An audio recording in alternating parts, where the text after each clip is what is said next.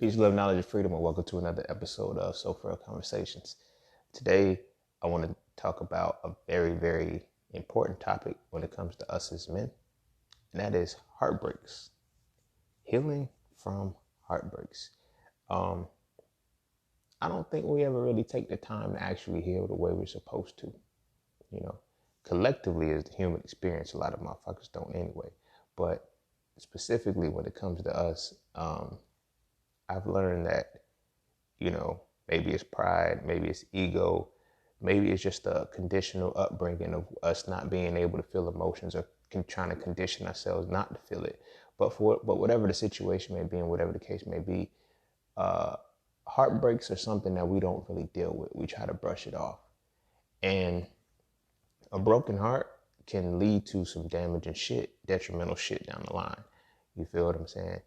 And retaining that, holding that in your heart, in your soul, just making it a burden for yourself and trying to deny it is one of the quintessential pieces to our I'm not gonna say downfall, but to the hindrance of our growth and our progression as men a lot of times, because we have to admit certain things within ourselves.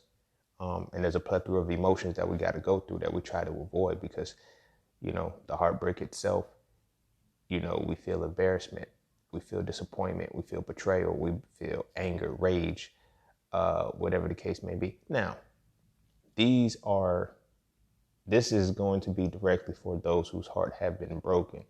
You feel me? This isn't the conversation for the dudes who were just embarrassed a little bit, who, I'm talking about us who know what a real heartbreak is. A real fucking heartbreak. The shit that, damn near brings you to tears. Your heart actually hurts. It hurts. And you try so hard not to feel it. You try so hard to deny it, but you feel the pain, the searing pain in your heart. Not just that whole, oh, she embarrassed me, man, nah.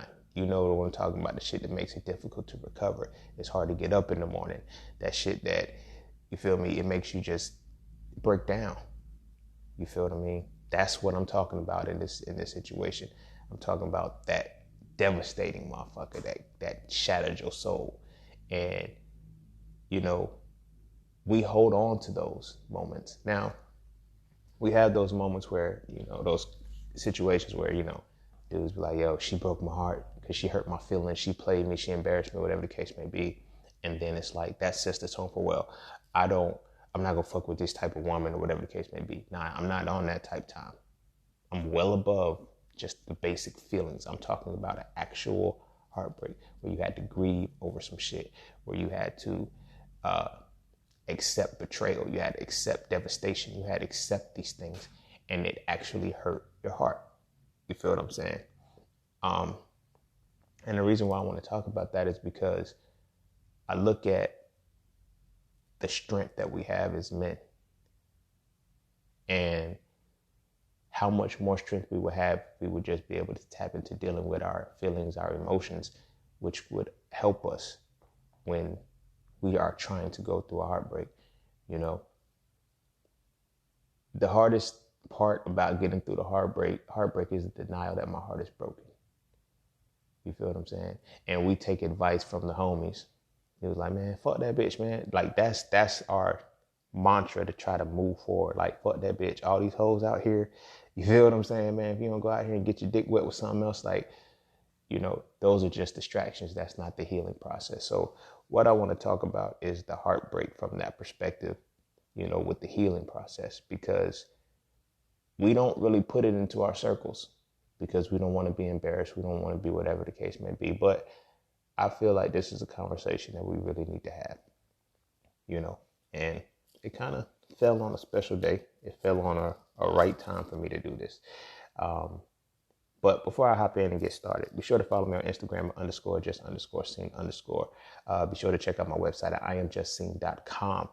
You can find all things Just Seen, merch, courses, books, everything that's there that you're looking for. What else?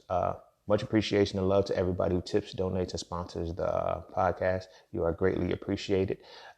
If you would like to tip, donate, or sponsor, you can click the link in the description of your episode and or the podcast channel, and Cash App, PayPal is all fine.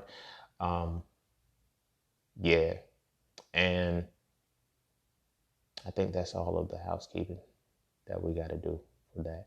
Yeah, so follow me on Instagram, _just_sing_ and visit my website, IamJustSing.com, to get all things that are me. Yeah, so we're going to take a quick break as always, and then when we hop back into this, we are going to get into So Frail Conversations, the Heartbreaks.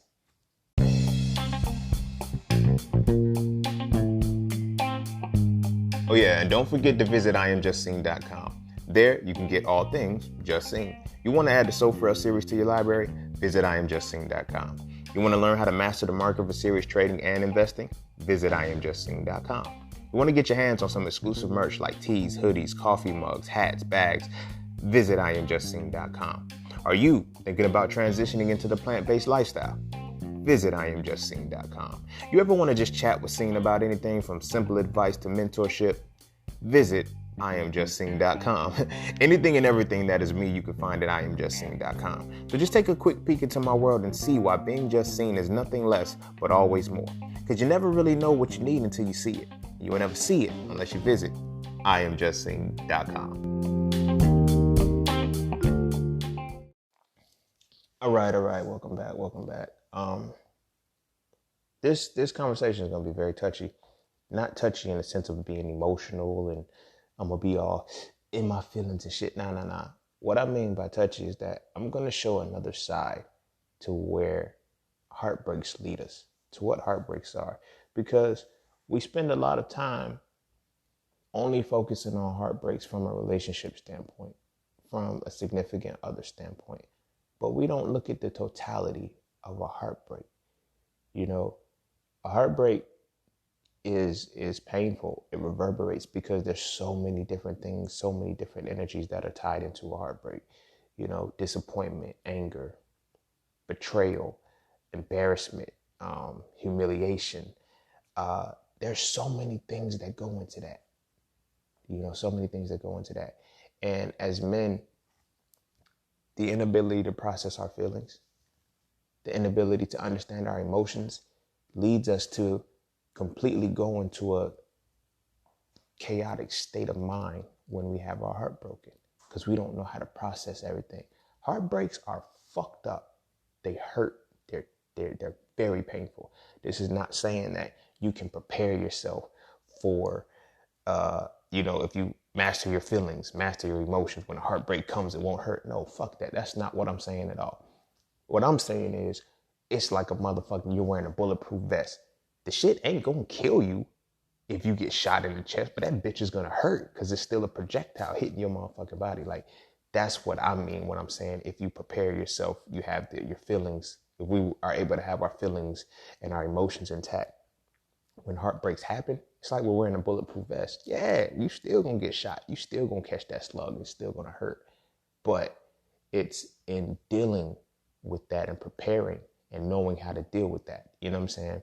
Without us going through the phases of our feelings, our emotions, up until where we understand love or hate, like from the energetic standpoint, like with the chakra system, you can go back and watch my chakra podcast to understand what I mean by that.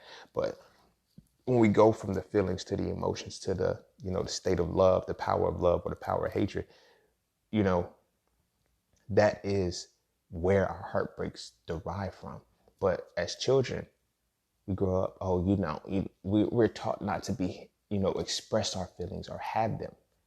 You feel what I'm saying? And that's where it starts to get like a lot of shit gets bottled up. So the little emotions and the little nuggets that hit us, they start to build. And then when the heartbreak hits, it's like, damn, I don't know how to deal with this shit. I don't know what the fuck to do because it's a power. You feel me? It's a power. It's showing that love is a power. It's showing that hatred is a power because the duality is opposite sides of the same coin. But it's that power. So we think one of the biggest travesties of it all is that we think we can only be heartbroken by a significant other. We think we can only be heartbroken by a significant other. Right? And every other heartbreak that we have, we overlook and don't pay attention to. You feel what I'm saying? Your homeboy can break your heart. Your best friend can break your heart. Your parent can break your heart. Your sibling can break your heart. It's not just limited to a significant other breaking your heart, but that is the heartbreak that, hits us the heaviest. That is the heartbreak that puts the world into perspective. That is the heartbreak that when we look at it and, we need therapy for, we need counseling for, that is the heartbreak we focus on. But we won't focus on the other heartbreaks within the people within our circles. You dig what I'm saying? We try to brush it off. And as men, we actually, we get our heart broken by men far more than we get our heart broken by women. But we won't admit that. We won't admit that, because to admit that a man broke my heart is under the implication or the impetus that, oh shit, I'm gay, or I love that man, or whatever the case may be. I mean, shit, you say it in your motherfucking music all the time. You feel me? I love my niggas. I don't love no bitch. But if you tell a man, yo, this man broke your heart, no, he didn't. He did. You love this man, bro. Like, and that's fine. That's fine. If that's the dynamic in which I love all my homies. You feel what I'm saying?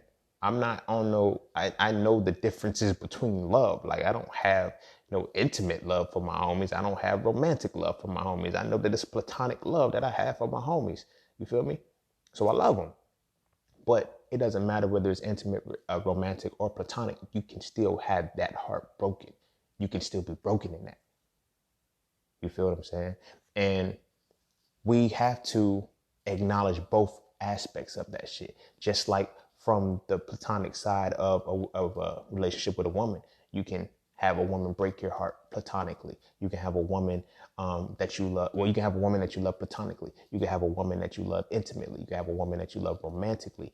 There's different levels. Intimate and romantic are not the same thing in essence, despite being made synonymous. There's levels. You feel what I'm saying? But our heartbreaks, there's, by that definition of what I just explained, there's potentially 6 heartbreaks we can have, 6 different types of heartbreaks we can have. You feel what I'm saying? We can have the fraternal heart. We can have 3 types of fraternal heartbreaks, should you choose to cross that line or whatever the case may be, romantic, intimate, platonic, and potentially 3 from the sororal side, where you can have a platonic, intimate, and a romantic relationship. They're all different. You feel what I'm saying? And they're going to hit you at a different level, at a different magnitude. Understand that this is me, before y'all get your shits in a cluster. This is me expressing a reality. This is not me being for or against something. You feel what I'm saying? I am expressing how we should be dealing with our heartbreaks now. Because at this point, this shit is getting ugly for us. Because when our heartbreaks hit, we lose our shit. But we don't know how to deal with it. We think, when and a lot of times we don't go into the archives to truly see what's up. You feel what I'm saying? Because so many things are attached to that. Like, we actually have relationships and situations where both our male friends can break our hearts. Our women friends can break our hearts. There's not a reality to it. It just depends on the type of love you have for that person. You feel what I'm saying? It's the type of love connection, or it's the type of friendship that you have. You feel me? So we always look at only the intimate aspect. We only feel like we can intimately have our heart broken by a significant other. And when those moments happen, it's like you don't pay everything else. When we get heartbroken on those levels, it's just we try to brush it off. Now I'm good, man. That shit didn't hurt. That shit didn't hurt. Because the heartbreak from the different level doesn't feel exactly the same. You feel what I'm saying? For example, the first time I had my heart broken by a homie was, the first male figure that ever broke my heart was my father. You feel what I'm saying? My father wasn't there. You feel what I'm saying? But my father did sadistic shit. You feel me? Whether he was intentional with the shit or not, it was sadistic shit. You feel what I'm saying? I had to be like 3 or 4 years old, and I talked to him on the phone, and he told me that he was going to come see me, and he said he was going to pull up in a black car for like a whole summer or some shit. Every black car I would scream, yo, there's my dad. Until one day it would just bam. He ain't coming, yo. Cool. Broke my heart. That was a disappointment. That was a betrayal. You lied to me. He broke my heart. I had to come to terms with that shit. You feel what I'm saying? He broke my heart. Was it an intimate? No, it's not intimate. It's not. I don't know what kind of relationship it would have been. You feel what I'm saying, with my father, but it would have been intimate from that perspective, not in the sense that he's my father. I'm an extension of him. You feel me? That is an intimate connection. You feel what I'm saying? It's not necessarily about. Never mind. You feel me? That's the intimate connection with him. You feel what I'm saying? Y'all walking with me. So it's like that was one of the instances where it was just like, build me up, then let me down. You feel what I'm saying? That was a heartbreak, and when it actually hit me the hardest, I was 11 years old. It was the first time I ever met him in my life, like physically met him. This was the time he actually came. You feel me? First time he told me I was 3 years old, I waited till I was 11 years old for him to show up. He didn't even have a black car when he showed up. It was a fucking blue one. But anyway, I'm fucking with y'all. But he pulls up, and then, we spend a week together or whatever the case may be. And it's like, he tells me, I'm going to come back in Christmas. This was like the beginning of the semester, my 6th grade year. So like August, September-ish or some shit like that. So he's like, yeah, I'm going to come back. And, we're going to be a family again. I'm going to come back in Christmas and we're going to do it up. Right? Never came. Never called. Nothing. I'm 30 now and I still have never seen this man since that point. 19 years. You feel what I'm saying? So he broke my heart. You feel me? Like I had to acknowledge that this man broke my heart. You feel me? And sometimes it's hard too, because as men, what we try to do is, we associate love and we have to detach that from the male figure, because the only way it's connected to a male figure is if we're practicing homosexuality. And that's not the case. You feel what I'm saying? You have to learn to acknowledge that other aspect of it too. That's also how we heal from heartbreaks. Because we need to know the totality of a heartbreak so we can fully understand when we are attacked and when it's broken and when we need to heal. You feel what I'm saying? Because otherwise it'll just be one dimensional and we're delusional to the shit. So at 11 years old, my father broke my heart. My father broke my heart, which fucked up my relationship with men, with any kind of male figure. After he did that shit, that was like, it kind of intertwined. My 6th grade year school was the first time I had a male teacher. First. And incidentally, my father was that was the first year I would meet my father. But back to back, 6th grade, 7th grade, and 8th grade, I had male teachers. Never had that shit before. And so it's just like from the romantic perspective or the intimate perspective, if a woman breaks your heart and you go on the rebound, what happens? You don't give a fuck about who you're involving yourself with. You just, all right, it is what it is. I'm hurt, I'm jaded, so I'm going to respond as such. I did the same shit to these male teachers. Now, granted, they talk shit. They try to, you're not going to sun me either. You feel me? You're not going to try to, hey, lower your voice, sailor. But anyway, I will always bump heads with these teachers. I was always bumping heads with these teachers and never realized what it was. So, my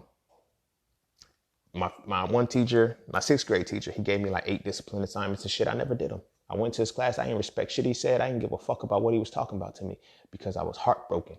I was heartbroken by the male energy, the male figure, the male authority figure in my life broke my heart. So no male authority figure can have authority in my life anymore.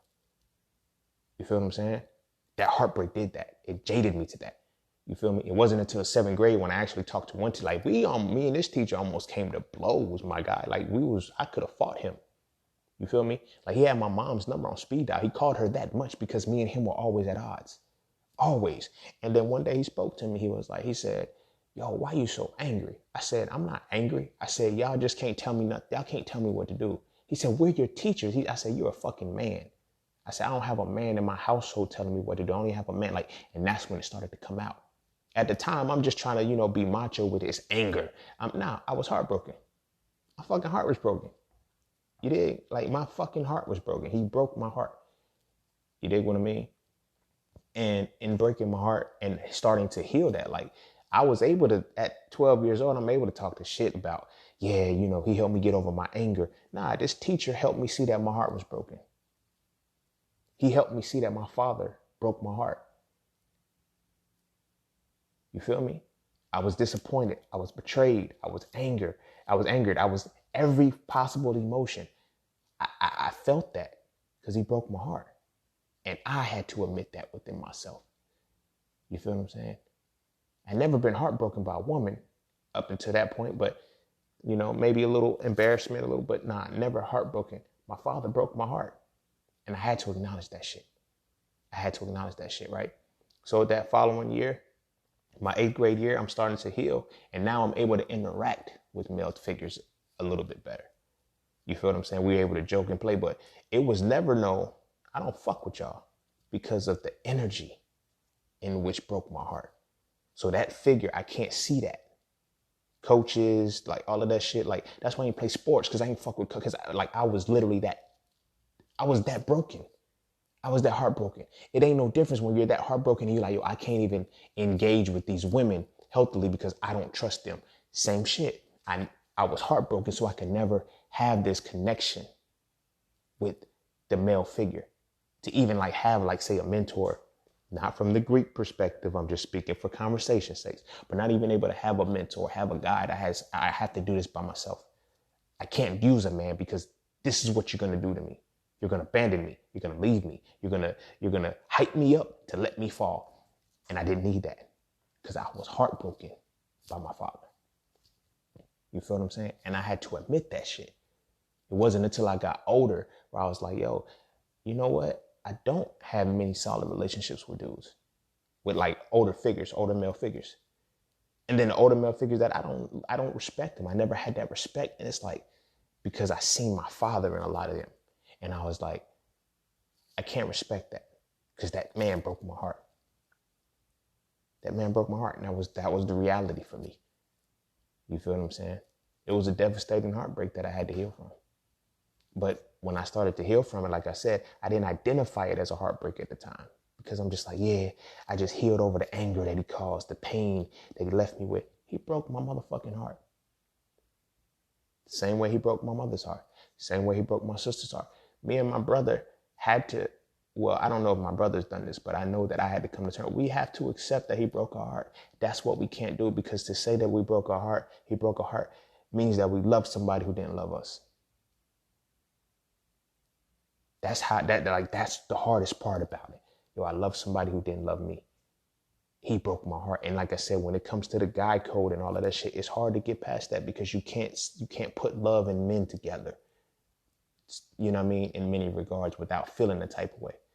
And that's why it's hard to overcome. So that gave me that perspective, because that was the first heartbreak I ever faced. It wasn't from a woman. It was from my father. You feel me? It was from my father. And it helped me to see how to heal properly. Because now it's like, when I look at the relationships that I have with my homies, like I'm getting better. I'm getting better in my later ages. Like, I have homeboys that, like, people always ask, like, why am I more in tune and connected with women and things like that? Because women never broke my heart. One time a woman broke my heart, but up until that point, women weren't the ones breaking my heart. It was my homies. It was the men in my life. They were the ones breaking my heart. And so I had to register that, because when I looked at the relationships that I have with, I'm like, yo, I have conversations with my homegirls that I can have for days. We can have for hours on end, but I'm limited with my homeboys. I don't let them get close. I don't let them get close to me. I don't cross that, yo, we really fuck with each other type shit. You feel me? Because I feel like it's all temporary. Because I had to realize that I had homeboys break my heart. I had genuine love for these people because I've seen them as my brothers, and they broke my heart. You feel what I'm saying? They broke my heart. And so if the connection with my father kept me from the authority figure, the male figure. Like the connection that my homeboys did to me, that made me not even want to fuck with friends. You feel what I'm saying? Two, these were my right hand man. You feel me? My like when I say they my partners, they my partners. Like you couldn't see us without each other. You feel what I'm saying? They broke my heart. And it was over a video game. We literally were beefing over a video game. I don't know what the dynamic of it was. It was my 14th birthday. I don't know what the dynamic of it was. Supposedly they called the house. I was in a shower at the time. They called me to come get a game, to come take a game back or some shit. And they called me over there. They were going to jump me. Like that was the whole system. That was the whole setup. They were supposed to jump me. But I never got the call. So literally it's happened within a matter of 15 minutes. I get in the shower. I get out of the shower. I see everybody in a frenzy and like, what's going on? My brother had got jumped. You feel me? They had jumped my brother. And you feel me? I'm like, whoa, wait, what? Like I'm like, yo, did this really happen? Or y'all just, it's because it's my birthday. Joke's on you. No. And I was like, yo, my homeboy, like, you was my best friend. You was my best friend. Both of these two dudes was my best friends to the point where you fight, I fight, you swing, I swing, and then it turned to y'all fighting and swinging on me. Like when I say we were beefing, it was on site type shit to the point where like after the shit happened, like I think like my brother, I think he broke his hand. Like fighting, like yo, like after they jumped my brother and shit, like he went back, that shit was ugly for everybody. That shit was ugly for everybody. Like, cause it was now at that point it was a one-on-one, but that shit got ugly for everybody. And he ended up breaking his hand. But yeah, they would come around. You feel me? And my mom, you know what I'm saying? She put me on like, she's like, yo, just stay. And I'm like, yo, I'm not afraid of these dudes. Like, she's like, it's not about that. You know, I just like, so they would walk in front of my crib, back and forth. And I'm like, yo, like y'all want to shoot it? And then it's like, we can shoot the fair one. It doesn't matter. They didn't want to shoot the fair one, you know? And at this level, at this age, you know, I squashed the beef with one of them. We ended up being cool again. The other one, we just couldn't reconcile because me and him were closer. But at this age, you feel what I'm saying? We got that mutual respect for each other. But at the time, you feel me? They knew they couldn't see me. They knew they couldn't see me one-on-one. In a one-on-one, and they would admit this. They would admit this, like, yo, I know you, like, we ain't gonna, like, you like the best fighter, right? And I'm like, yo, come on, bro. Like, I didn't even think that, but I'm like, cause y'all my homies. But they knew they couldn't beat me on a fair one. They knew they couldn't beat me in a fair one. So now they're gonna jump me. And I don't know where this shit came from. I still don't know to this day what triggered these motherfuckers to turn on me like that. I don't. But it broke my heart. It broke my heart because you turned your back on me, you betrayed me, and in addition to doing that, you jumped my brother. Like now, every time I see you, it's like we gotta fight. I ended up fighting both of them. We ended up fighting. You feel what I'm saying? Honestly, I feel like one of them, because he when he caught me in the mouth and shit, I started bleeding. I feel like he beat me, but everybody else said I won. But the other one, I dusted him off for real. Like I gave it to him.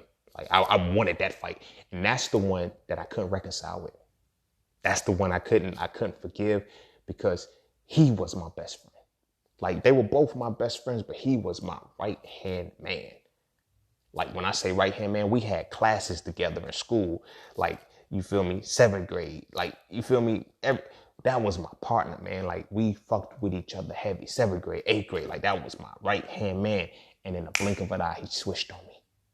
They both switched on me. I don't know what the fuck happened. I don't know what happened. Even when they were beefing. And that's what the crazy thing about it, because at one point they were beefing with each other and I was still the mutual friend. I made them squash beef and say, yo, we are boys, man. There's no reason why we should do that. There's no reason why we should have this animosity. Let's talk this shit out, bro. Like we fam, like we homies. We don't need to go that far. But I didn't get that. They literally wanted to jump me. You feel what I'm saying? And I don't know what it was, you know? So that gave me, like, they broke my heart. Y'all betrayed me. Like, y'all was my brothers, yo. They betrayed me, though. And they broke my heart. And that, I had to deal with that. Because it's, like I said, it's hard. It's easy to talk about a heartbreak from the perspective of, yo, that was a woman. But how do you do it from the male's perspective? How many heartbreaks have we had? You dig what I'm saying? Because we try to, man, you gonna let that get in the way yes, I am. Fuck you. You broke my heart. And I gotta admit that shit. You feel me? Oh, nah, I'm getting over it because, we boys are met. No, fuck that. You broke my heart, bro.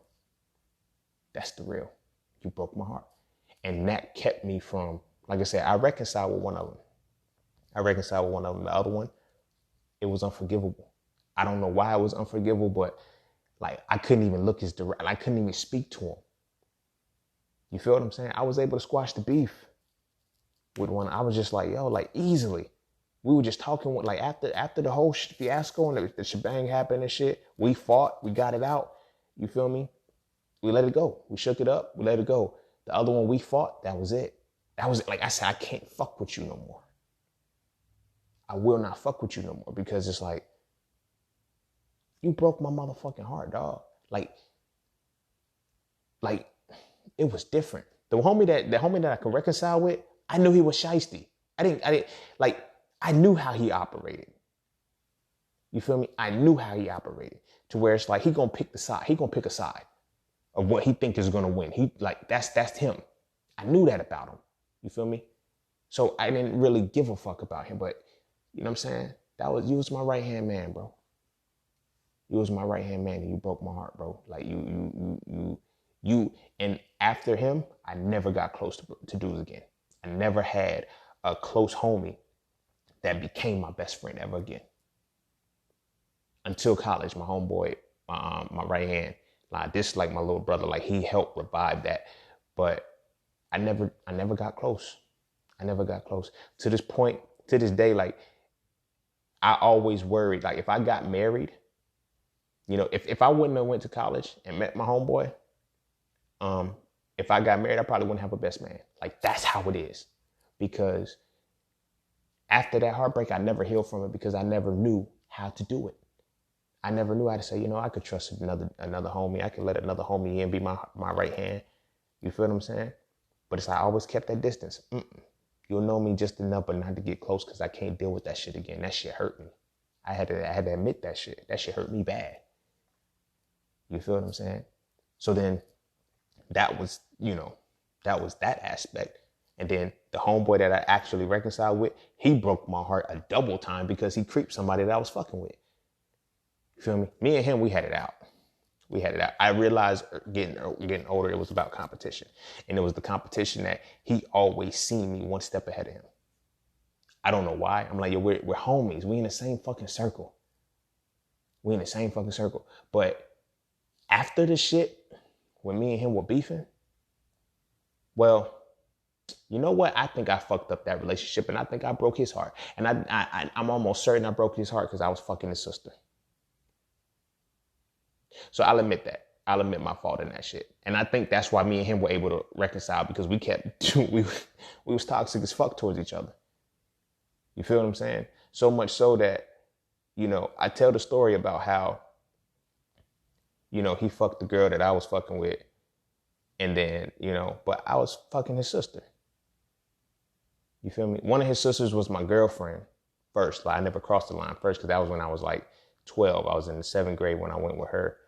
And, then she's going to be on us. She got a heartbreak story in there too.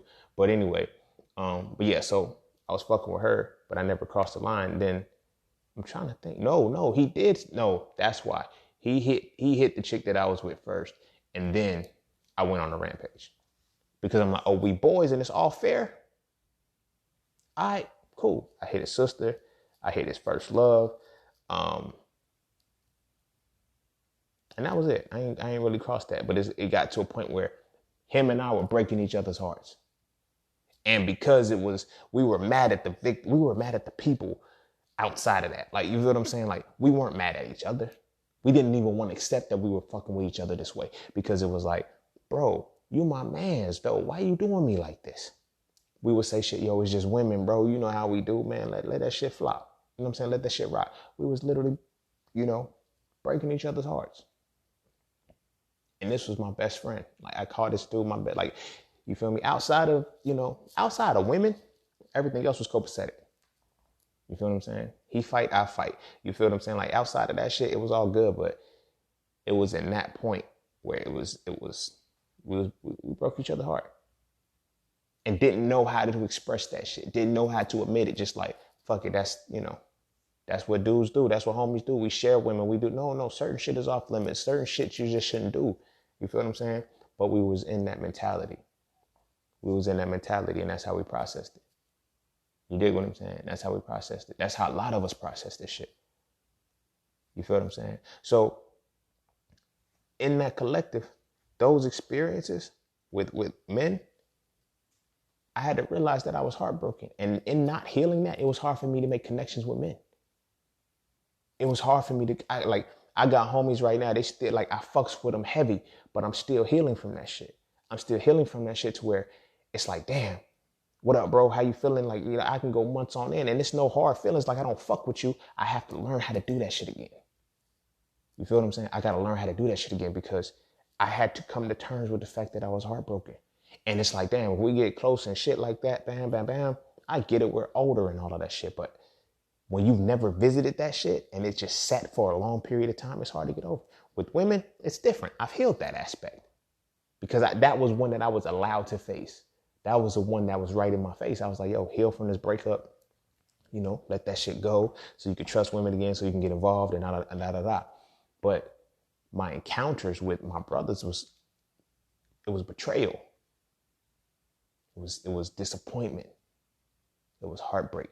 It was that shit that I couldn't really bounce back from because I never knew how to actually do it. You feel what I'm saying? Because like I said, we're not taught the love aspect from the perspective of that essence.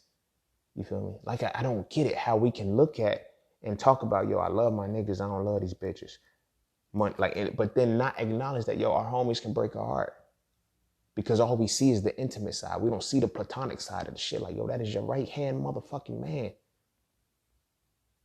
You feel me? He broke your fucking heart. You might have broke his heart.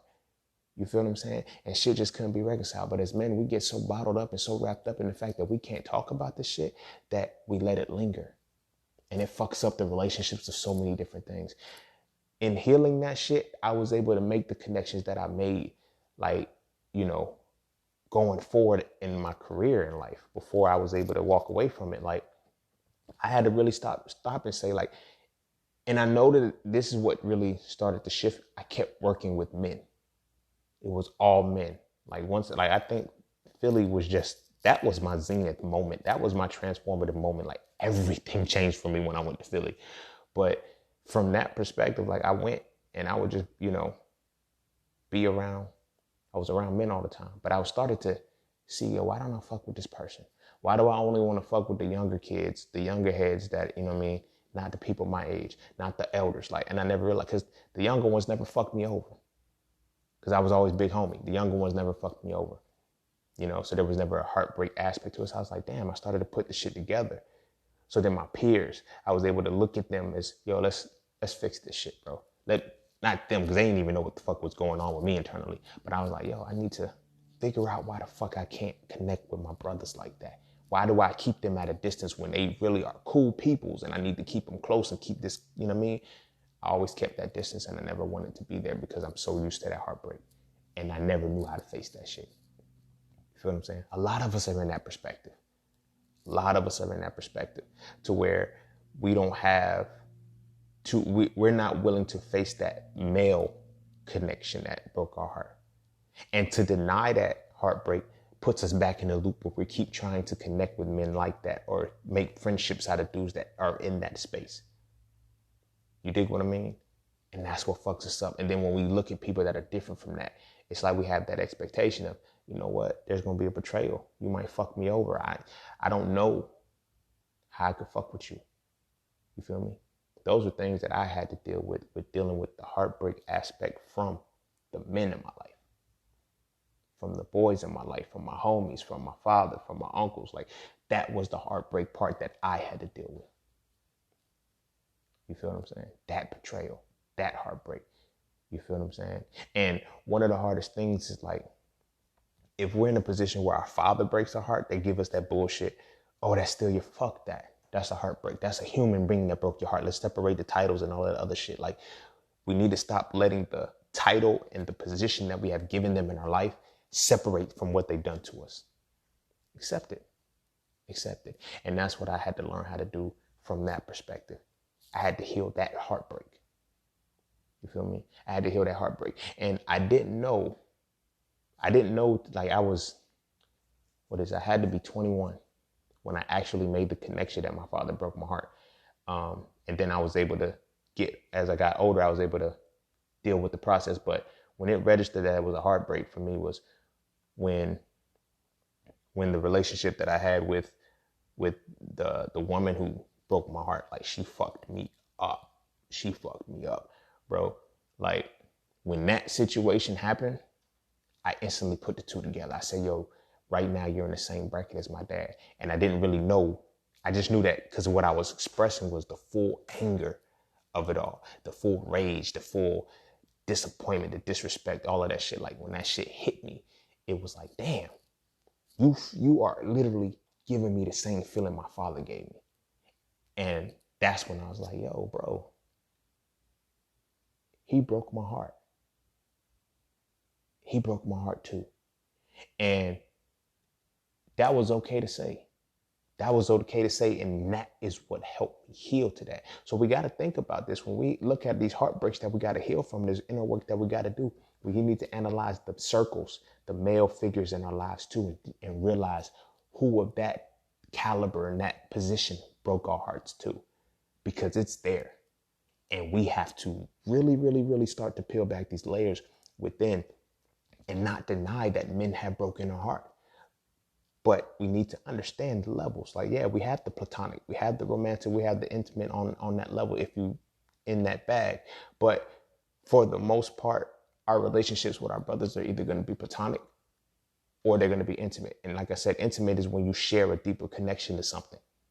You feel what I'm saying? Doesn't mean sexual. It means you're sharing a deeper connection with something. And when you have your heart broken by a man on that point, when you have your heart broken, period, but when you have your heart broken by a man on that point, and as a man, you don't feel like you can face that, that is going to send you into a deep, deep, deep pool of despair.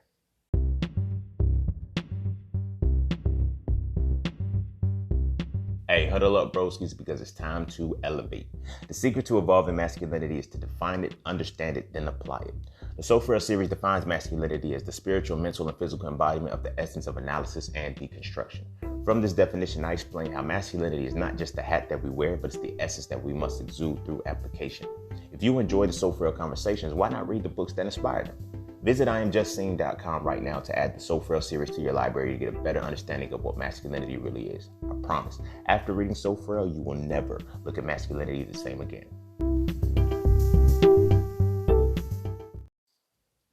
You know, and it's in that pool that we now grow, and it magnifies when it comes to women. Because the heartbreaks we never deal with our male counterparts, with our brothers, with our uncles, fathers, homeboys, whatever. Those heartbreaks we never deal with, when a woman breaks her heart, it multiplies. It significantly multiplies. And that is when everything is able to be unleashed.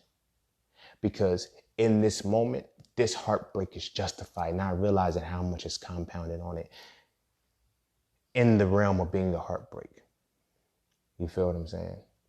Like, my first heartbreak with a woman, I was 12. And this happened to be the homeboy sister that I was talking about that I would, you know.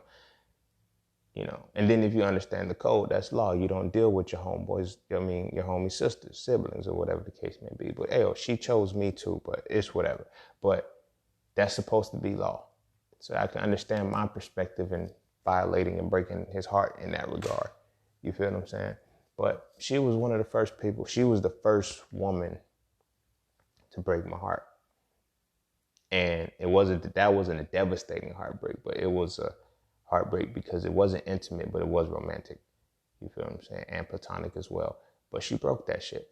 And it was like she did it so smooth and carefree, like she didn't even give a fuck. Like, granted, I'm 12 years old. You feel me? I think she's 13. I'm in the 7th grade. She's in the 8th grade or whatnot. So we talking and shit. Now, this is when I was that nice guy. So you know how they always talk about nice guys finish last or whatever the case may be. And, I was the nice guy. I was complimenting women and, being that guy, the one that a lot of the guys complain women don't like. I was that a lot earlier. Now, granted, there's levels to the shit. I had to transform to understand and evolve certain pieces and certain positions to make it work. That's how I be understanding that y'all still lack that it factor, because I lacked that it factor at the time. You feel what I'm saying? I was always, it came off real soft, real passive, real like, oh, I'm just going to do this for you. Hey, I want to be here, let you know that I like you. Ha ha. No, need to have a backbone. I'm glad I was 12 years old when I experienced that shit and I had to, pick my nuts up and shit. But it was that heartbreak that got me that. Because in the situation that happened, we on a school bus and shit, I'm thinking me and her go together. You feel what I'm saying? I'm, writing her little letters and shit and doing little cute shit like that and shit. And so we on a school bus and shit. And we had a mutual friend, and she was like, yeah, blah, blah, blah. They just talking about the guys that they was talking to in the 8th grade, because I'm a 7th grader and shit. So I'm just listening. And she said, yeah, that's when you started talking to what you call it. And then she looked at me like, all right, it's out now. What you gonna do? Like she didn't even give a fuck. And I was like, oh, damn, just like that. Damn. That moment created the monster. That moment created the monster, because it was like, why try to be nice? Why try to be fucking good? It don't work. Women don't want that shit. Now, granted, I'm 12 years old. I'm 12 years old at this point. So I'm like, women don't want that shit, bro. So they want the motherfucker who don't give a fuck. It's like when I'm looking at the dude that I said, oh, that's what y'all like. The motherfucker who don't like y'all. Okay. Let me experiment and see if it works. And it does. In a young age, and the level of immaturity is different, because it's like her thing, like the thing is like women, they want to be wanted, I've learned, but never mind. This is not even about that conversation. That's another topic for another day. But the thing is that it's like, that was the first heartbreak I had. And because it wasn't as severe, I'm thinking, oh, it's just, all right, she didn't like me, or, it's not that serious. But it was different, because now it's like, yo, you live around the corner from me. you my best friend's sister. So now it's like, yo, you broke my heart and I gotta see you every day. Like, the fuck? We gotta go play PlayStation and shit, and I gotta go see you. Like, damn, yo, fuck. So that was like, I never healed. I never took the time to heal from that, because it didn't hurt. That one didn't hurt that bad. Like, that's the thing about it. That heartbreak didn't hurt that bad. And it was a different type of heartbreak. I just felt embarrassed. I felt like down, but I didn't realize that it was still a heartbreak. It just wasn't intimate yet. It was a romantic one. It's just like, that's why I feel embarrassed. That's why I feel like, damn, she played me. You feel me? Because that was that level of a heartbreak. You feel me? We weren't even platonic. Like, we weren't friends. It was just like, hey, I like you, you like me. It was young, 12 and 13 years old. So, you feel what I'm saying? That was that heartbreak. You feel me? So now I'm trying to, all right, man, maybe I need to be like these other dudes that's like, I had that moment in my life. You feel what I'm saying? So I became those other dudes. But it wasn't hard to do. It was just a natural aspect, because that good guy shit, I didn't really like it anyway. I was like, okay, this is what women like, because all the women I know keep saying you got to be respectable. And I'm like, they don't want this shit. They want a hood, and they keep the perk by the pound. The trunk stay jumping. Y'all know. Now let me stop bullshitting. Anyway, so it was like they wanted, they wanted that gritty side. And I would never like showing that gritty side of myself, because honestly, I don't like it. I never liked it. I don't like violence. I don't like those things. Just because I'm good at doing them doesn't mean I like them. I hate that shit. I hate fighting. I hate, raising my voice. I hate all of that shit. I don't like it, because I don't like the energy it gives me. You feel what I'm saying? So I never liked it. But, once that heartbreak happened, it just came back out. It was like, all right, fuck it. This is how they gonna do us. Everybody ain't serious about relationships. Everybody ain't this. I don't care no more. I don't care. So I went on, that was like for the 7th grade. So then 8th grade, I was a different person. You feel what I'm saying? Like, I was just, after that situation where I was going with girl after girl after girl after girl. And then it was just like, oh, you don't, and I stopped caring. You feel me? I remember one girl that I was with, my homeboy, the homeboy that, that I ended up not being able to reconcile with, he went with this girl. So he put me on to her cousin. Her cousin, wanted me, whatever the case may be. I wanted her cousin. Fat booty, bro. Like fat booty. Her booty was like, they called it thunder hips, bro. So I had to get her. But anyway, I'm in 7th grade, so I ain't never hit. But you feel me? So we go, whatever the case may be. It's 8th grade. We come back over the summer. She go with my cousin. And I'm like, damn, no memo, no text, no nothing. Like, hey, I'm done with you. She just go with my cousin. So he asked, and he like, yo, you was going with such? I was like, yeah, bro, it's cool. And at that point, it really was cool because I didn't give a fuck anymore. Like when she seen me, she was like, hey, what's up? I like, what's good? And that was it. You not mad? I'm not. I don't care. I don't care. And that's when it got nasty because I didn't heal from that heartbreaker because it just kept happening at that point. So like I said, by 8th grade, I was like, yo, the top girls in this motherfucker, I'm getting them all. All of them were my girlfriends. I ain't fuck them. But, 8th grade, that's good enough when you go with them all. Like, I'm that dude. I went with all of the cute faces. I went all of the top faces. The girls who were names, who were somebody, I went with them. They were my girlfriend. Whether it be a week, 2 weeks, 3 weeks, or a month, I went with them. You dig what I'm saying? I went with them. And that's where that came from because I never healed that heartbreaker when I got embarrassed the first time. You know what I'm saying? I never healed that. And that's what created and a lot of times it's like we hold on, I got hurt. Like that shit is true when they say, you got embarrassed one time in middle school and you never healed from that shit. Yeah, a lot of us do. That monster's created because we're never taught to. We're never taught to, just let it go. That was that one person, right? So now high school comes and I had a situation with my homeboy and the girl that I was talking to that he creeped on. And I tried to put him on to her sister. When that shit happened, if I was a monster in the 8th grade, I was a demon in high school because I stopped giving a fuck. Because I'm like, I am trying to be the nice guy. So I get the nice guy's frustration, but like I always said, they still lack that it factor. That was the defining moment that made it easy for them to do that shit. You feel what I'm saying? When I tapped into the it factor, when I actually got the it factor, the shit stopped happening, but I ain't want relationships no more. I really stopped fucking with the relationship aspect of it all. I said, man, fuck all this shit, bro. They got me fucked up. All the way fucked up. And I'm not playing with them no more.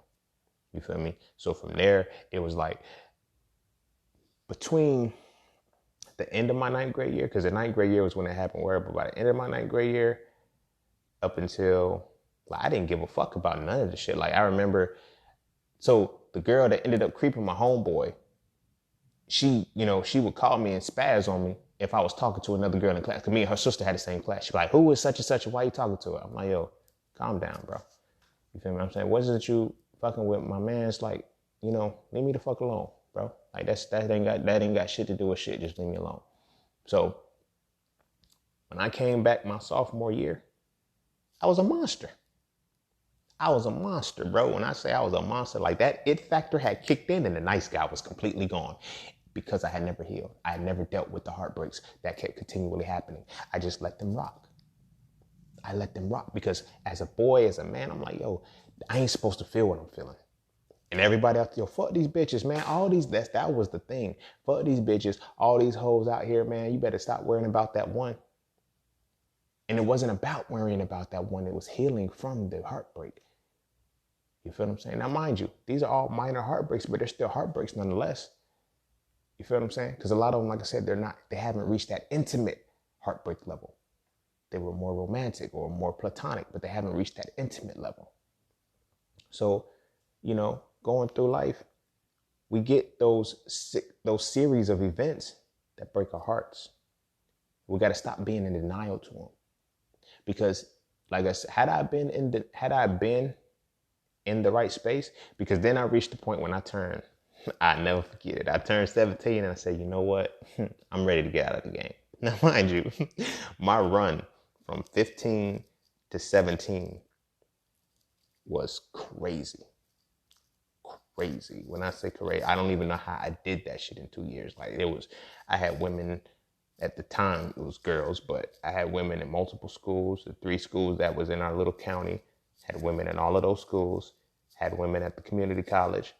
I had women that, that graduated the year before, then went off to college, that came back. The shit was crazy. So crazy. I remember one time I had girls, the two girls at a different school. Well, I had a girl at the school that I was at, and then there was a girl at the rival school. We played them that night at a home game at our school. Both of them was there, and I was with both of them that night. Like literally back and forth. And neither one of them knew. Like, that's how savage it was. Like, I don't condone it. I don't appreciate it. But that's the extension of the heartbreak, because every time I try to be this good person, they didn't want it. That showing the good person kept getting, and I had to realize that don't change who you are, heal what the fuck they did to you and keep moving. You feel what I'm saying? So when by 17, I was like, you know what? Let me hang this jersey up. I don't want it anymore. You feel me? I don't want it anymore. Like, let me find me a relationship. But you got to deal with karma. There was a lot of women that laid waste in that, because it's like, you're not going to embarrass you. You're not going to break my heart anymore. You feel me? You're not going to break my heart anymore. So then when I got into relationships, nope. Universe said, not happening. I kept, bam, bam, bam. It kept happening. You feel me?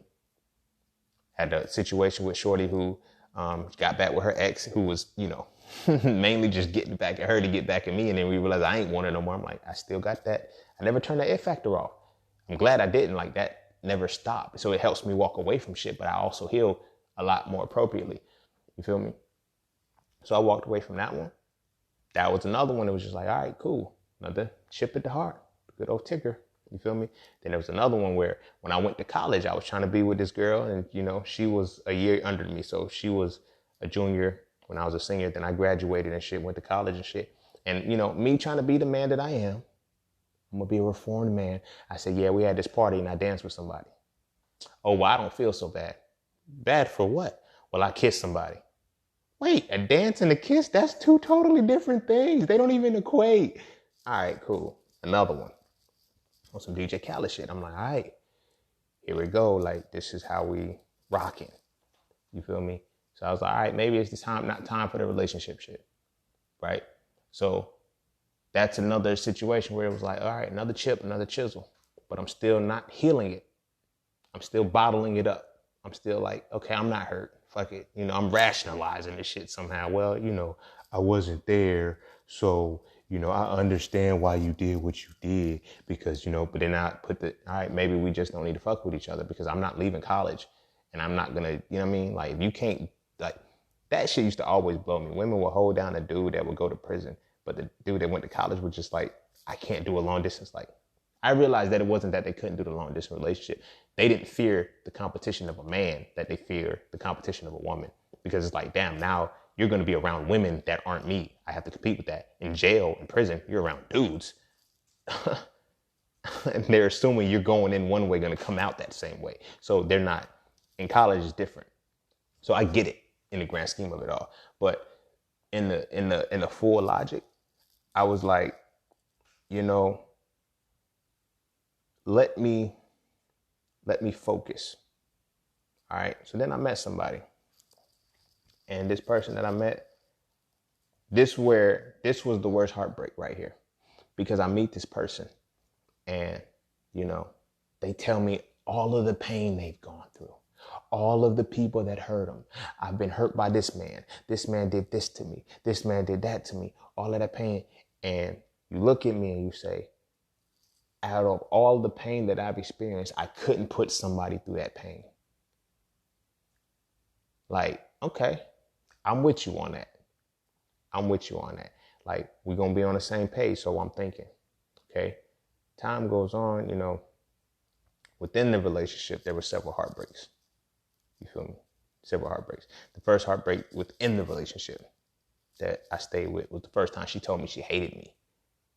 Like, I get it, the first time we said we love you, No, this was the first time she told me she hated me, because I had wrote a song for my best friend. Because I promised my best friend, I said, you know what? I have to, I say, I'm going to write a song for you. You know what I'm saying? And it wasn't on no lovey-dove type shit. It was on some, you my right hand, you my partner. And if some shit pop off, you call me. And that's the relationship me and her had. That's what the song was, right? So the girlfriend at the time heard it, and she said, I hate you. I was like, for fucking what? She was like, yo, I hate you. I literally hate you. And I was like, damn. All right. So that was the first little, I was like, I have never in my life had somebody tell me that they hated me and meant it. Let alone meant it. I have never heard somebody tell me they hated me. So that, like, it broke me. It started to break me. You feel what I'm saying? These are how the little compound things happen when you fall into a relationship where you just realize at the end, it's like, yo, I should have been out of this. When did it go wrong? It been wrong. You feel what I'm saying? And it's like, those are the little heartbreaks things. Those are the things that keep you in that state where you start to lose yourself. You feel what I'm saying? So it's like, that was the first one. First little mini heartbreak, you know, try to get over that. It was like, I'm thinking, I'm trying to figure out how to make her stop hating me. So I'm doing everything that I can, whatever the case may be, whatever.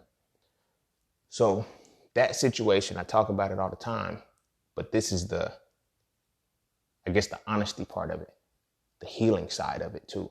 Because as men, we go through these heartbreaks and we try to deny what we're feeling. We try to deny, because that almost happened to me where my homies was just like, yo, fuck that bitch, man. Like, yo, you knew she was like, that's another hitting point. Like, you knew she was a hoe. You knew she was this. You know what? I'm going to tell that part when I get to it. So afterwards, this is the first person. Well, no, I let other women meet my mama, but like, this is the first one who met my sister. See, I know it's like, oh, you met mommy or whatever the case may be. If you meet my sister, I really fuck with you. I gotta fuck with you anyway if you meet my mama. But if you meet my sister, I fuck with you on a whole different level because my sister is who I get approval from. If my sister does not fuck with you, then it's like, I don't just bring you around, but me and my sister have a different bond than me and my mom. And my sister is who I would feel is going to screen the women I'm with better. I can't explain why, but that's who, if you meet my sister, that's when it was real. So she's the first woman who met my sister on some real shit. You know what I mean? And it's like the way our relationship played out, it's like during the end of it, I already seen it falling because as I'm progressing, she's growing more envious of it. You know what I mean? But I'm like, nah, you ain't got nothing to worry about. Like, the fuck, I'm with you. Just elevate too. This is why in my state now, if you're not matching, fuck you. Like, if you're not willing to put in that work, if you're not willing to do anything for yourself, I'm not doing it anymore. She fucked that up. But I don't think it's so much she fucked that up for the next person. She enlightened me so that I don't be so hands-on with other people. And that was what I needed. I was always trying to be hands-on with people's progress. That's your progress. It ain't got shit to do with me. You feel me? Despite the fact that in our relationship, I helped, like, she almost got kicked out of school, or whatever the case may be, and lost her scholarship, or whatever the case may be. Not only did she go through dark phases in her life, I helped heal her. I helped get her to a point where she was able to keep her scholarship and graduate a semester early with honors. I did that shit because I was hands-on and I shouldn't have been. But I'm doing all of these things. Being the man that every woman, all these, oh, you're such a good man. The man that women say they want. The man that women keep saying they want. You feel me? I was that for that person. And it's like when it hit, luckily, the saving grace for me was that we weren't having sex at the time. Under her request, she was like, I think we should be celibate because I'm sinning against God. Now, mind you, let me put a pin in it. She's not the reason why I don't fuck with religion at all. But anyway, she's like, I feel like I'm sinning against God if we're having sex and we're not married. All right, cool. Let's be celibate. Are you serious? Just like that? Yeah. I'm with you. I'm not, you know what I mean? Like, cool. I respect what you're doing. So I'm gonna fuck with it. You sure you're not gonna be? I'm sure. I'm positive. I'm with you. This is what the case may be, right? So we celibate for a year. So she finally gets, she graduates. She lands a job quick. Like, nobody else in her space did that. Like, none of the teachers got jobs immediately after. You feel what I'm saying? I did that shit. Like, I helped spark that shit, bro. Like, you feel me? There's no way around it. You feel me? There's no way around it. Even her mama knew that shit. So here I am making this person better, giving her everything that she wants, everything that she asked for. You feel what I'm saying? When she first moved into her apartment or whatnot, she was moving by herself. Her parents didn't help her. When she said, oh, Racine's here. Her mama, she was like, oh my gosh, I know that you're good now. You feel me? I left that impression. I left that shit. You feel what I'm saying? But anywho, so we celibate. And I think this is the only reason why she told me she cheated on me. And I think this is the only reason why she told me, because she knew she was pregnant. You feel what I'm saying? So she hit me up, you know, and she like, I want to talk to you about something, blah, blah, blah. And, you know, tells me, yeah, I cheated on you.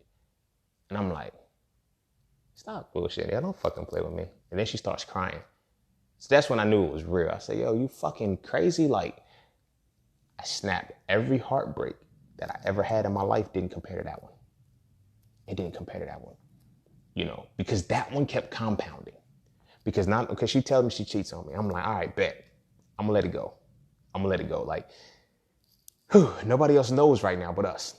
You know, her best friend knew or whatnot, but she wasn't in the inner circle. So her best friend was like, this is her best friend said, don't tell him. Because I mean, if you're not gonna do it again, then don't say nothing. She was like, nah, I gotta let him make that choice, whatever the case may be. So she let me make the choice, you know, and my choice, because nobody else knew. All right, like, that's when I realized how stupid love is sometimes. How stupid you can be when you think it's love or whatever.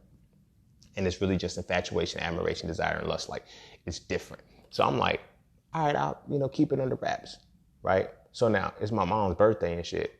And she comes to my mom's birthday and she got a hickey on her neck. They know I haven't seen this girl in months.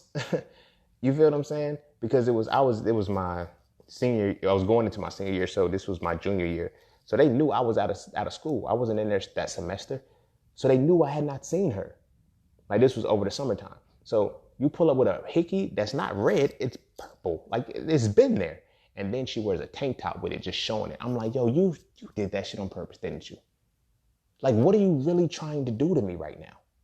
So again, I'm still giving her the benefit of the doubt. I'm like, yo, this can't be this person.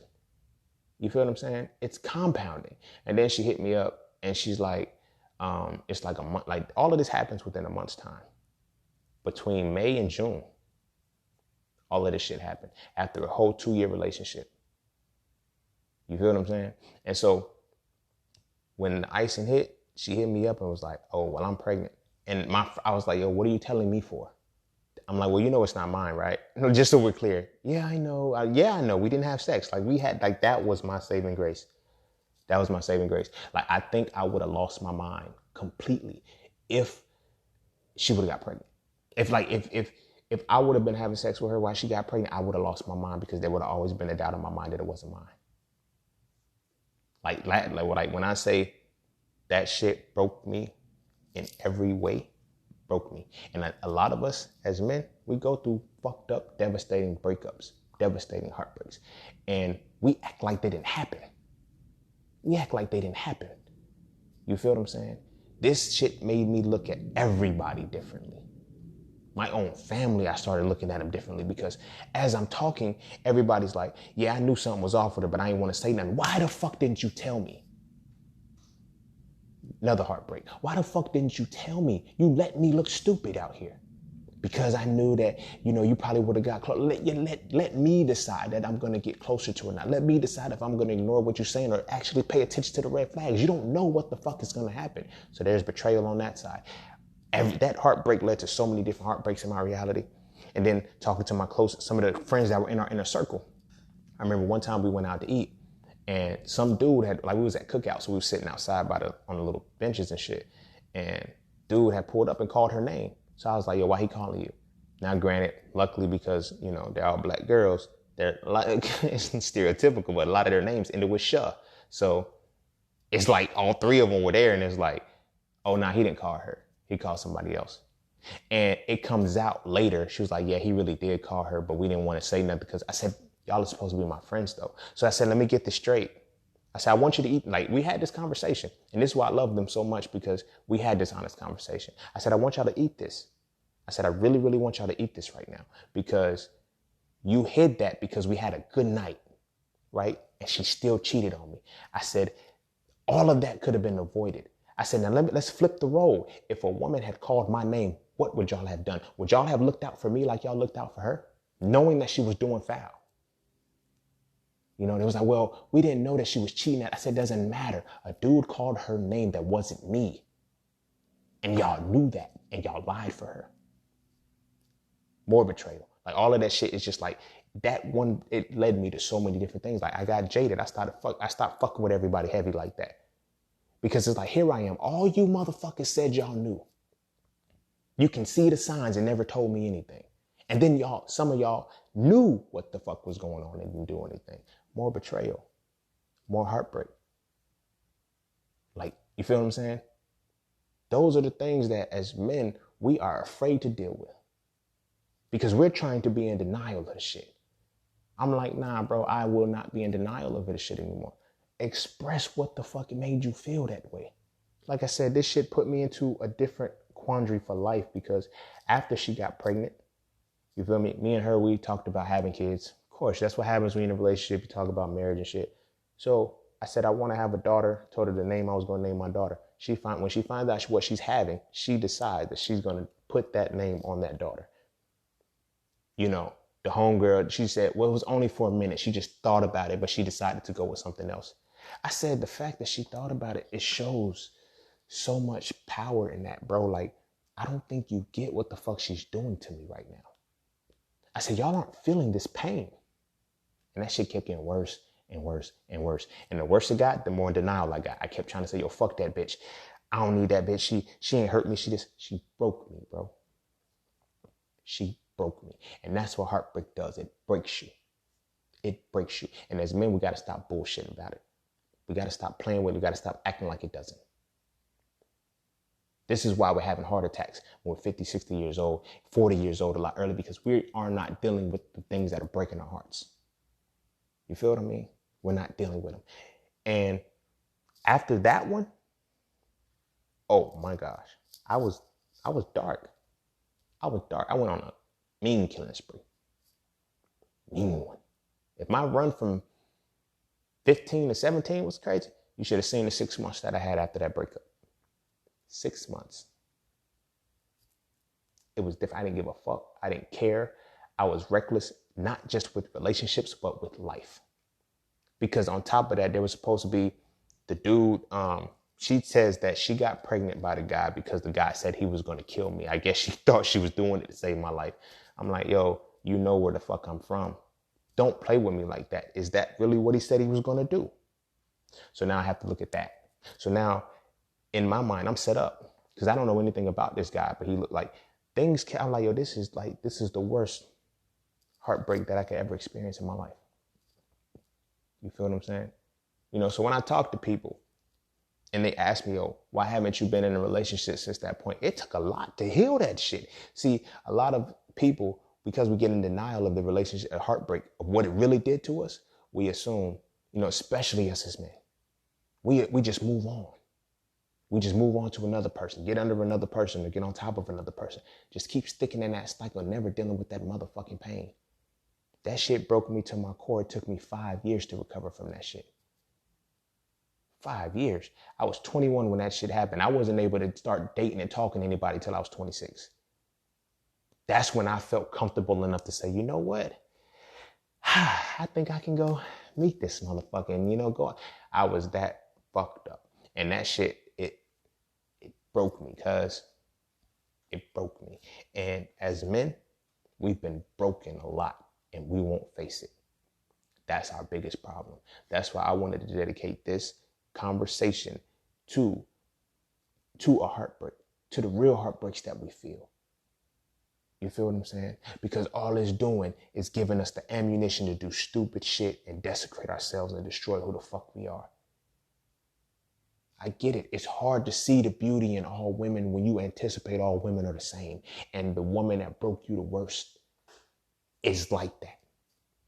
Or these women, like when you know the capacity of how somebody can break you down, you never want to feel that again.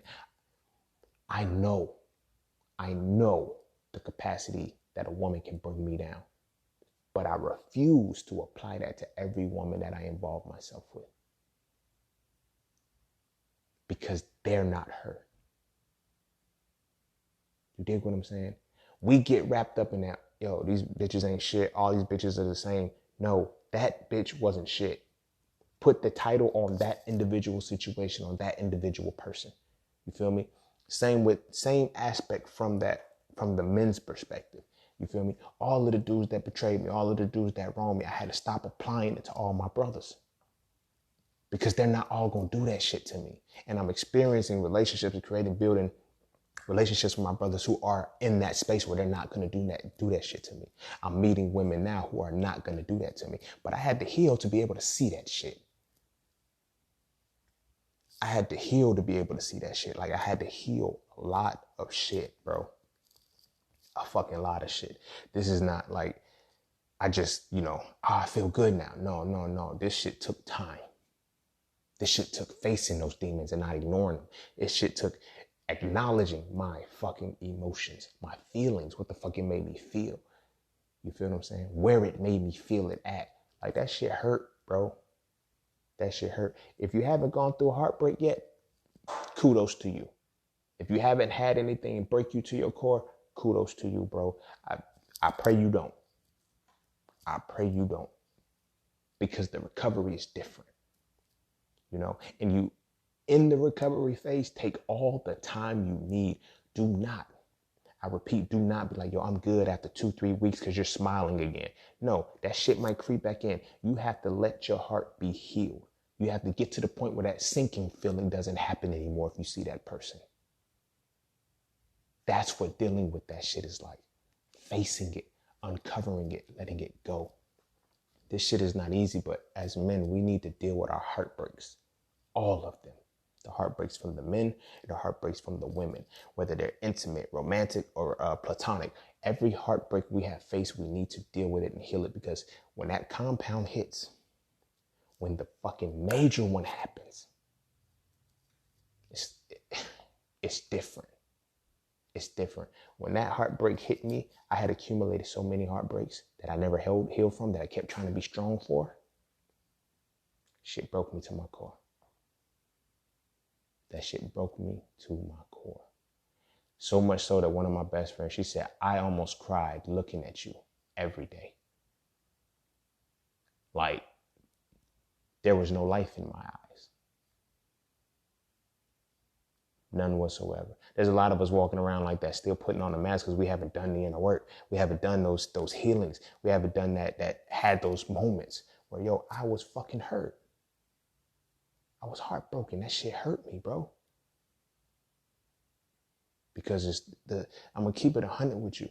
Our strength as men, our power may come from trying to hide our emotions, but our strength is going to come from dealing with them, fueling them, and transmuting that shit. Trust me. Trust me. You become elevated. You become the man that you are striving to be so much better when you're able to deal with the emotions, master them, and heal. You got to learn how to heal that heartbreak, bro. You got to learn how to face that shit and stop denying it. You can't drink that shit away. Stop it. I tried it. I would go through bottles of Patron, smoke 3-4 blunts in the night, and still hurt. There's no way you can escape that shit. You have to face it. You have to deal with it. You have to sit with it. You have to admit everything that came with that. I had to admit that I was betrayed. I had to admit that I made a stupid mistake. I had to admit that I knew that I should not have been fucking with this person. I had to admit all of these things to myself and accept them. It wasn't about playing a blame game. That's not what I'm saying do. But acknowledge what the fuck happened to you. Don't deny that shit. Don't try to live in a delusional fantasy that I'm okay. You're not. You're not. Your mask is okay. Your mask is fine. And I started to see that because I'm looking at the women that I was involving myself with during that. I can't even call it a rebound phase, because it wasn't like I ended the relationship and now I'm having fun. I was literally just, I don't know. The only thing that really helped me was that I innately had a good heart still. So even after I did some slick shit to him, or I was just fucking him and leave, like it wasn't wrong. I let him know up front. I said, yo, I remember one woman, she literally didn't get the picture. This was probably the only woman that I actually hurt on this aspect who didn't understand what I was saying. I said, listen, I'm not going to cross that line with you. Well, what if I said, I'm hurt. I'm broken. You cannot fix me. So please do not try. I said, this is not going to end good if you try to have a relationship with me. I just want to see where it goes. It's not going. Why are you so hard? Why are you so mean? Like, just lighten. I'm not. I'm telling you the real. I don't know how to fix this right now. I'm going to hurt you. I'm going to. And if you stay here and you cross that line, it's your fault. I actively told her this. You feel what I'm saying? And as opposed to the other side where a lot of us don't tell that we're hurt. A lot of us don't tell that we're broken. We're using women to get over the other women to try to heal. No, that's not how this works. It's not. Tell the women up front that I'm heartbroken. Tell the women up front that I've been through this. I'm going through this right now and I don't like. It's okay. The most important piece is that you stick to your motherfucking self. Okay? Heal alone. You can't heal with people because they'll distract you. You don't need distractions to get over the shit. You need to heal.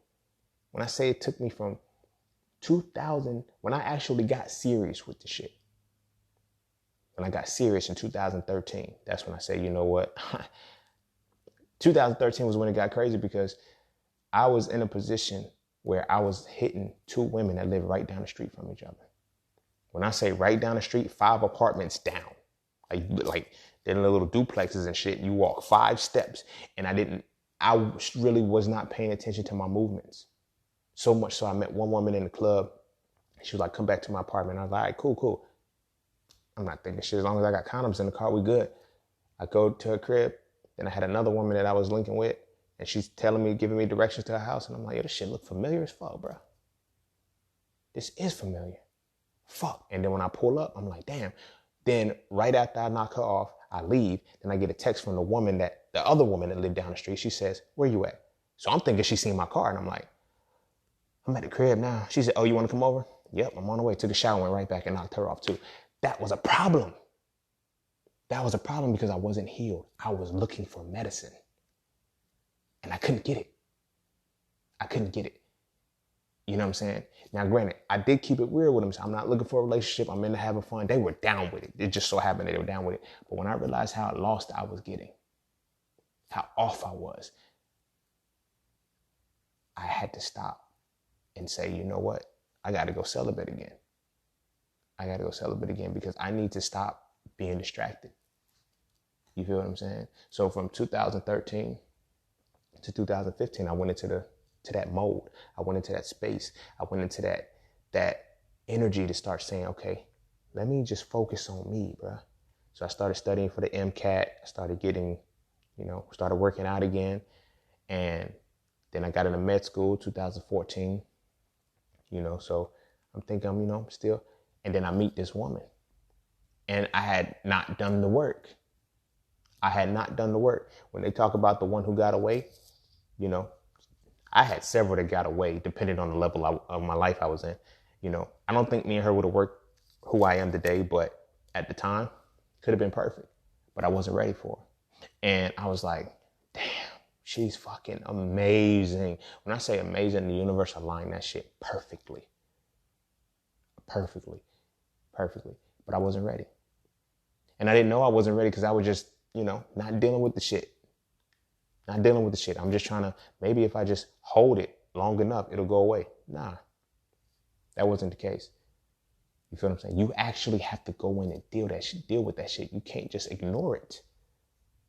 You feel what I mean? You can't just ignore it. So I'm trying to thoroughly, and accurately get to that. All right, let me see what I got to do, So from her, I realized I got to put in work. Because when I first met her, she said, you so defensive. You so uptight. What is wrong with you? I said, no, I'm not. And I was very angry still. Didn't even know it. I was very in that space. You dig what I mean?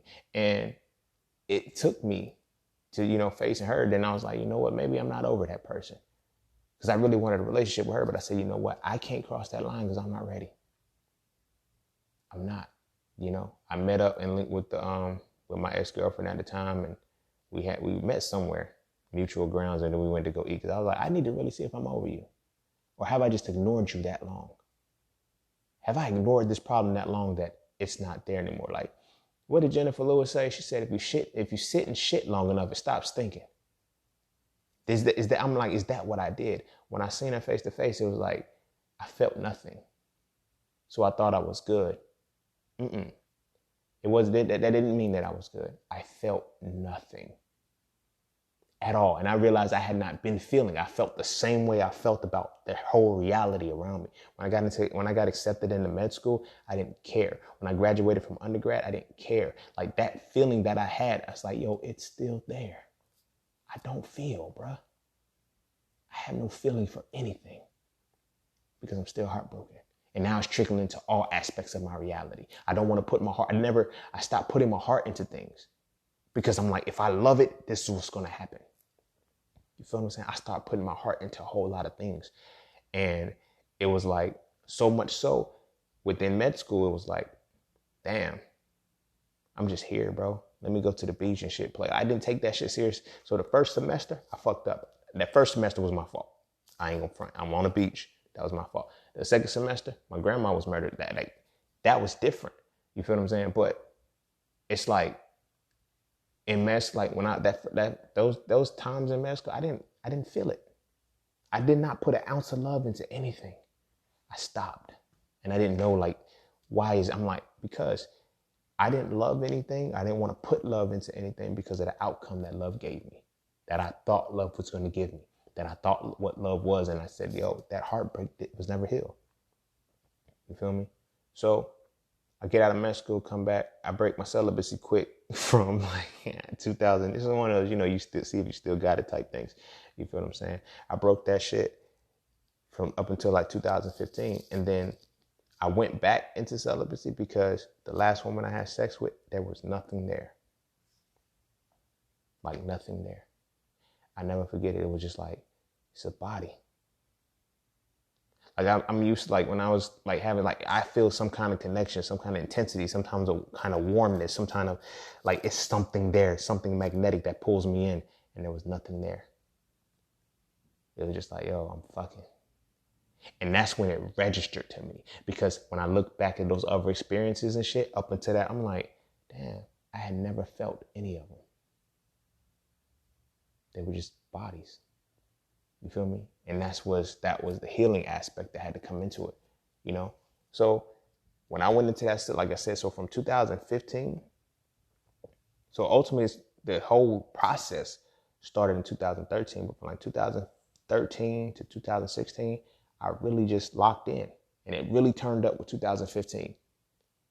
It really turned up with 2015. And then in trying to heal myself, learning what I needed to do to start to uncover all of this shit, I found how to love myself again, because that heartbreak kind of made me not love myself, because I felt like it was me. I did something. Like all of these heartbreaks, I put the blame on myself. It's not them, it's me. What did I do? You feel me? Why doesn't my father want me? Why do my homeboys want to jump me? Why are we like, what the fuck did I do to y'all? You feel me? And then it got to where it was just like, doesn't matter what you did if you did anything. Fuck them. You got to fix your own problem. You got to fix what's wrong with you. You feel me? And then over time, I realized I started to learn, okay, let me infuse love back into life. Let me infuse love back into my life. And I had to figure out how to do that shit again. That was hard. But it was in healing, and it was the simultaneous healing my heartbreaks and infusing love with things. It was like a pullback, give and take, that kind of propelled me, and it kind of gave me that freedom. I started to infuse love into things. My work position, you feel what I'm saying? I made solid connections with men, you know what I'm saying, that I was in there, that I didn't have that feeling like, yo, you gonna play me, you gonna fuck me over. Like these things started to change me. I started meeting women who were in a whole different caliber, who were different. It was a different level because I had started to reach a different level. You feel what I'm saying? But then I started to realize that I was putting love into things again. Now heartbreak kept me from putting love into things. And I'm saying that because it's like a lot of us are afraid to be vulnerable with this shit. I'm not saying you have, like, I'm only sharing this shit because when I speak on So Frail, that's how this came about. This entire thing came because I had to heal. And I went so deep into the shit and learning myself and learning more about and loving and letting that come out fully, that this is what emerged from it.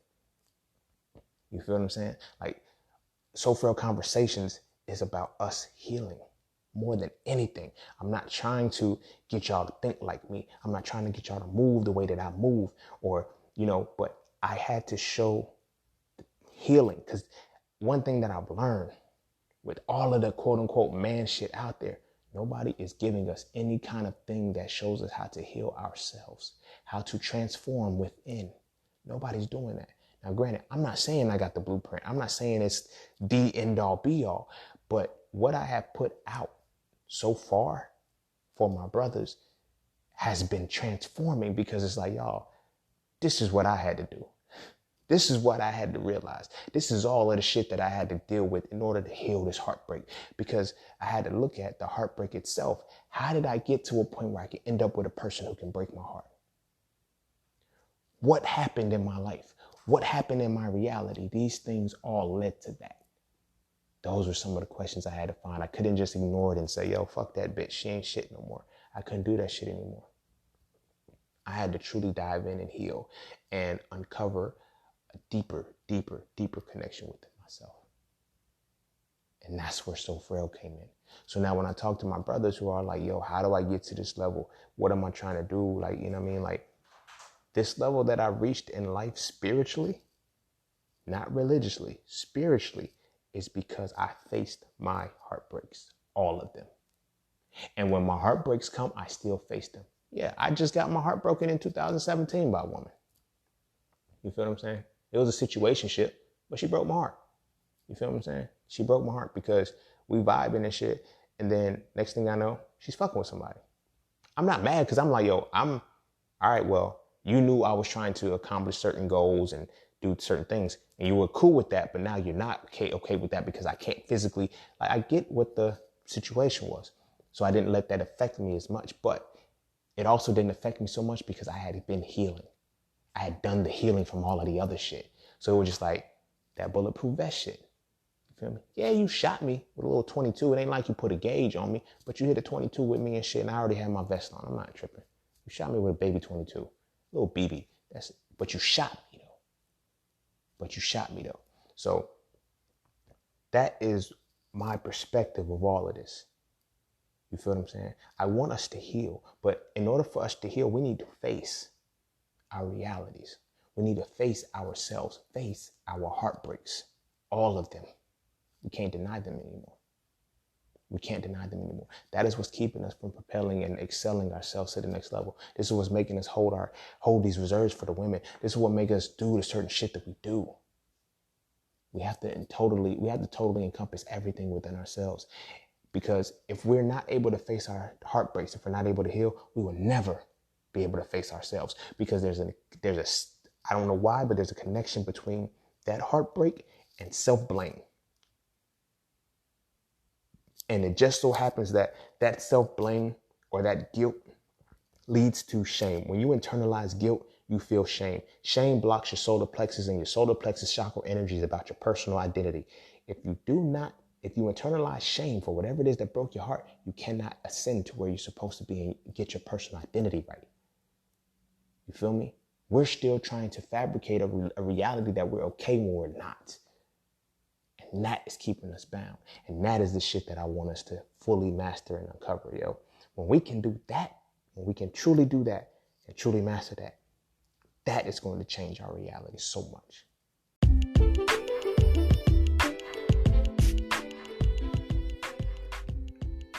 And don't forget to take a moment to go get your exclusive merchandise from Just Scenes merch. At Just Scenes, each piece is specifically crafted with positive imagery and symbolism. From the titles and designs to the descriptions, each style gives you something to feel great about. With everything from hoodies and tees to coffee mugs and tote bags, we have something for the entire family. So be sure to get yours today. Find us on Instagram at Just Scenes merch and get your merchandise right now.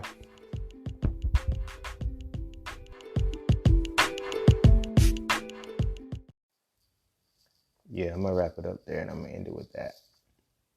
Several things I want to point out. This episode was long, because, as I said, it's one that is very, very important to me, to us as men, and also because this is the season finale of So Frail Conversations and the Just Scene podcast. I got to get So Frail 3 done. I have to finish that book. I can't I can't stretch myself out anymore, and I need a break from this.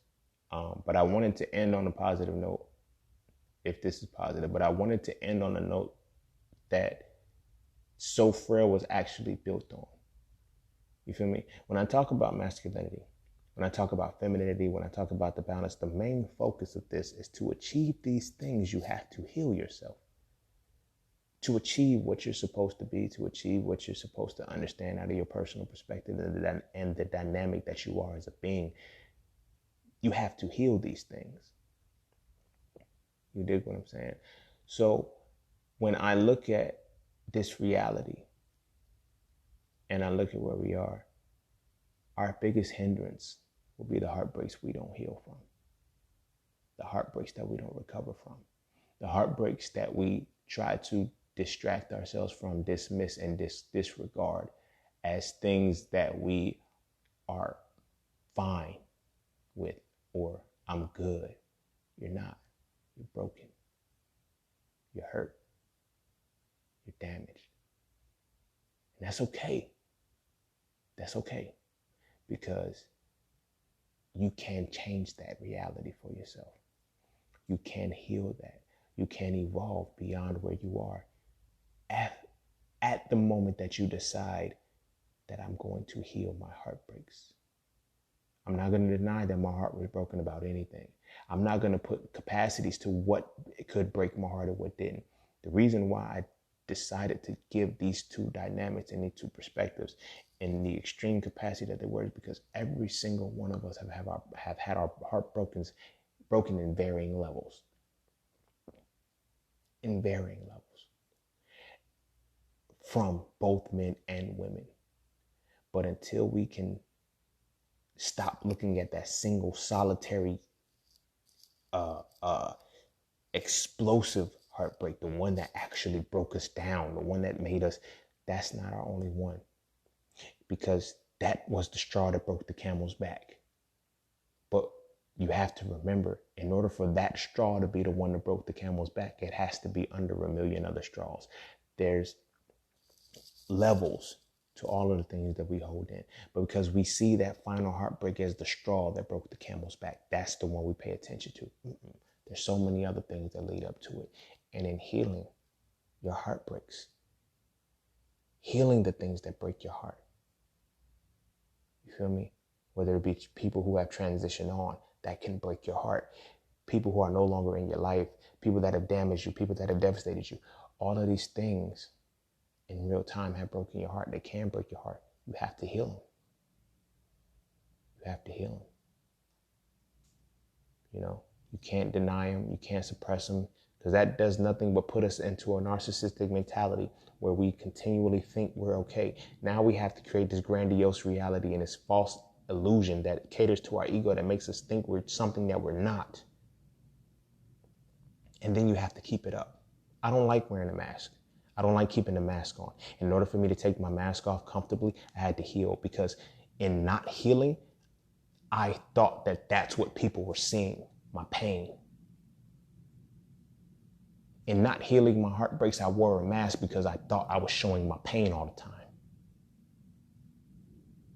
I no longer wanted to show my pain. You feel me? But see, I don't mean not showcase my pain, but I don't want my pain to be my face. I didn't want that. And I knew that I could not turn my pain off until I healed it. But sometimes we don't heal it. We let that pain stay and linger. We continue to put on a new mask. We continue to put on a new front. Continue to put on new things that keep us from doing the work. Keep us from doing the necessary things and creating the necessary progress that is supposed to elevate us to the point where we're supposed to be. You feel what I'm saying? That's what happens to us. That's what's happening to us. And until we are able to successfully heal all of these things thoroughly, we will continue to be in a lot of the cycles that we're in. We won't reach the peaks that we want to, because as long as we don't face our heartbreaks, we'll never be able to infuse the things that we want to do in life with the love that we need. And if you can't put love into it, love is a power. It is not a feeling. It is not an emotion. Love is a power. And the moment you're able to put love back into your shit, you will be unstoppable. This is not me giving you a motivational speech. This is not me trying to hype you up. I'm speaking from experience at this point. When I saw love as a power, no longer a feeling, no longer the emotion, but the power that love was. And I learned how to heal my heartbreaks. That's why the heart chakra is blocked by grief. If you cannot heal, if you cannot get past what breaks your heart, if you cannot get through it, you will never be able to infuse what you want to do with love. If you can't, you will be good at what you want to do, but love turns you from good to great to powerful. When you start to infuse the things that you do with love, you will reach the peaks that you want to reach.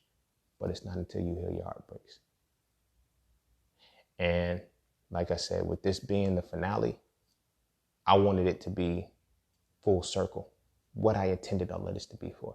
Am I coming back for season 4? Damn right, I'm coming back for season 4. I'm not saying this is the end of the Justine podcast. This is the end of So Frail Conversations. However, I feel like this was the right way to end this particular season, to end this particular run, because I had to finish this book and then I'll be able to come back in a different light. You feel what I'm saying? But I wanted the main important reason why I started So Frail for a reason to be seen first. It wasn't about masculinity in the sense of we need to be strong. Like, our power is going to come from us being able to tap back into love. Truly. But to do that, we have to heal our heartbreaks. Because as I said in So Frail, respect is to men what love is to women. We cannot get our respect.